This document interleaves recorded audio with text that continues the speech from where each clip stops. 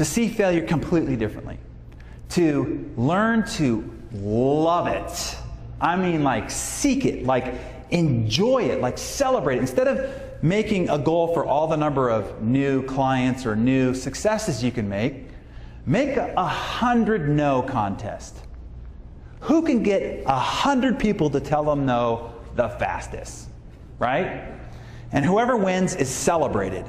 And then another extra prize is whoever has the most gut-wrenching, heart-stomping, embarrassing failure wins the biggest prize. And carry them around on the shoulder. Because as soon as you stop having this resistance or this tentativeness about potentially failing, and that you pursue it and you turn failure into fun instead of fear, it opens up all the floodgates. The only thing stopping you from anything, the only thing from tapping that greater potential that I said all of you have, that you are underperforming to, is your reticence around the fear of failing. And when you turn that into a pursuit that you love and celebrate and it becomes fun, all of a sudden, floodgates open, potential realized, achievements beyond your wildest dream.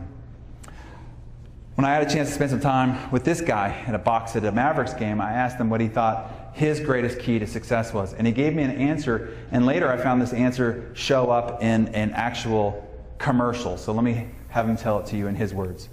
The video. I've missed more than 9,000 shots in my career. I've lost almost 300 games.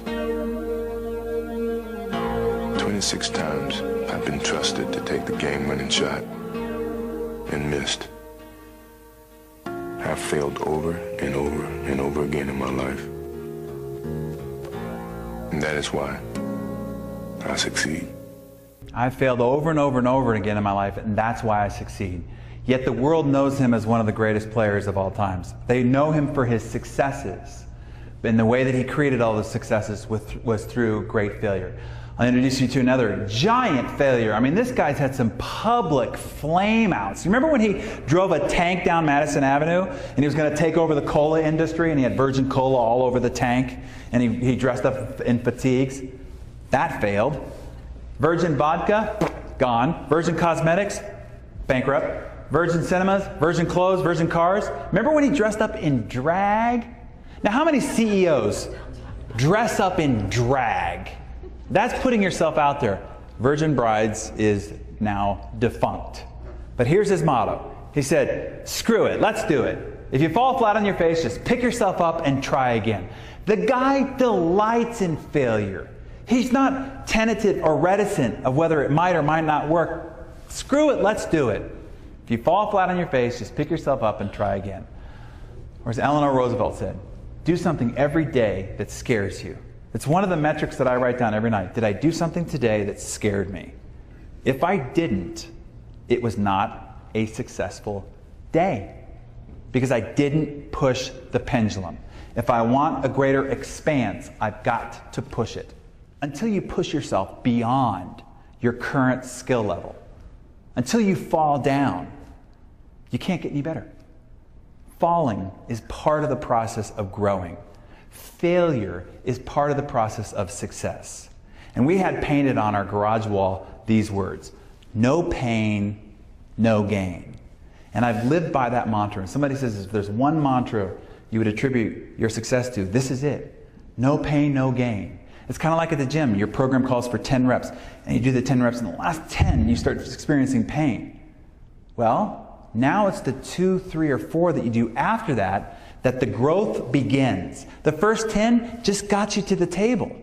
Those were table stakes. It's what you do after you experience the pain that determines the growth that you get. Same thing when you're prospecting or you're working through the day and then you hit the wall, right? You know that wall where you're like, I'm done. It's the amount that you push past the wall that determines ultimately the success that you achieve. And so don't avoid pain, pursue it. And then once you enter it, delight in it and just push yourself a little bit further. And the little bit further is what's going to give you the strides over your competition, and enough of those over time and they can't even see the back of your bum. And no matter how talented, skilled, or experienced anybody else is in your marketplace, you can beat anybody at anything. You can accomplish any goal over time if you just stay consistent. And so the productivity secrets of superachievers are simply this. Number one, stop doing what fools do. 2, master the few. Number 3, out-focus your competition. Number 4, outlast them through consistency. Number 5, measure, monitor, keep an awareness on your progress. And then lastly, out-fail your competition. You do those half dozen principles. I promise you, there's nobody outside of this room who didn't get the clarity and the structure of these half dozen things that can possibly keep up or compete with you. And then hopefully, all this applied, 18, 24, 36, 48, 60 months from now, maybe one day we see your shiny face on the cover of Success Magazine. Thank you all.